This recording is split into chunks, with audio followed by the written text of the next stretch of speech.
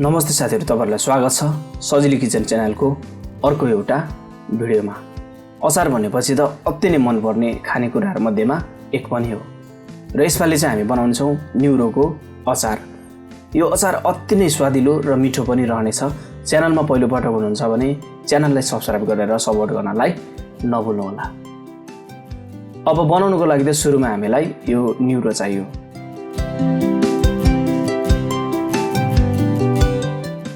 यो न्युरो लिइसकेपछि मैले यसलाई यसरी खोल्दै पनि रहे।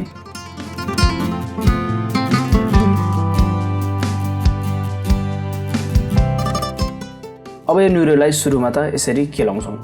सफा गरेर केलाइसकेपछि मैले धोएर यसरी राखेँ। अब यसलाई पहिला हामी स्टिम गर्नेछौं। मैले एउटा भाँडामा यसरी यसलाई राखेँ, जसलाई चाहिँ हामी स्टिम गरेर तयार गर्छौं। न्युरो राखिसकेपछि छोपेर यसलाई राम्ररी स्टिम गरिदिने र यसरी मज्जाले भापबाट पकाएको कारणले गर्दाखेरिमा अझै स्वादिलो बन्नेछ।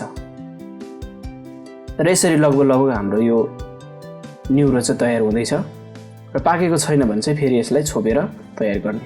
अब यतिको भएपछि लगभग हाम्रो यो पाक्नलाई थाली पनि सकेको छ।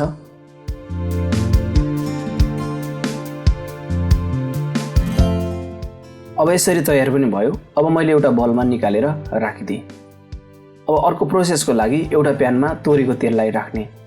तेल राम्ररी तातिएपछि अब यसमा अलिकति मेथीलाई राख्ने दिने।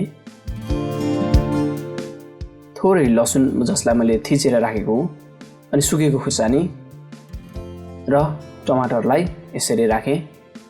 अब चाहिँ मिलाएर यसलाई राम्ररी चलाइदिने। पहिला हल्का रूपमा न्युरोलाई फ्राई गर्छौं। यसरी बनाउँदाखेरिमा निकै नै मिठो रहने गर्दछ। लगभग 2-3 मिनेट जति यसलाई फ्राई गरिसकेपछि यसमा चाहिँ अब न्युरोलाई राखिदिने।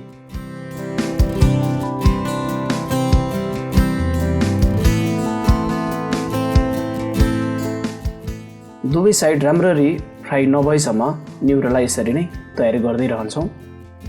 तर स्टिम गरेर यो न्युरो चाहिँ कम्प्लिट रूपमा पाकिसकेको छ।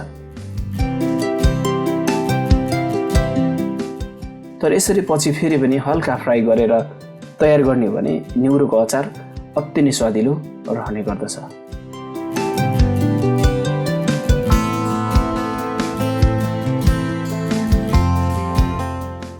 अब यसमा थोरै बेसारलाई राख्ने अनि यसलाई पनि राम्ररी मिलाएर चलाइदिने।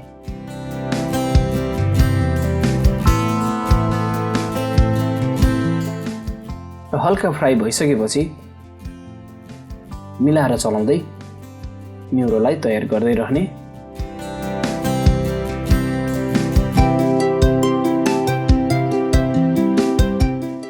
र यतिको भएपछि लगभग हाम्रो न्युरो तयार भएको छ।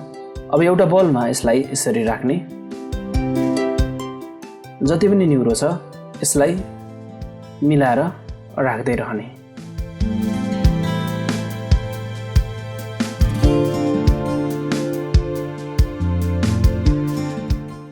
अब चाहिँ यसमा अलिकति टिमुरको छोपलाई राख्ने अनि नुन राख्ने, तिलको धुलो,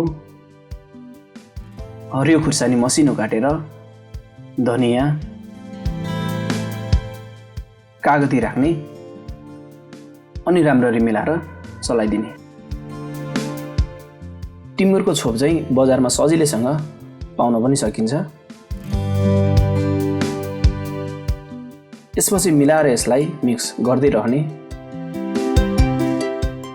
जति राम्ररी हामी यो अचारलाई मिक्स गर्दै जान्छौं त्यति नै स्वादिलो चट्ट परेको न्युरोको अचार बन्ने गर्दछ।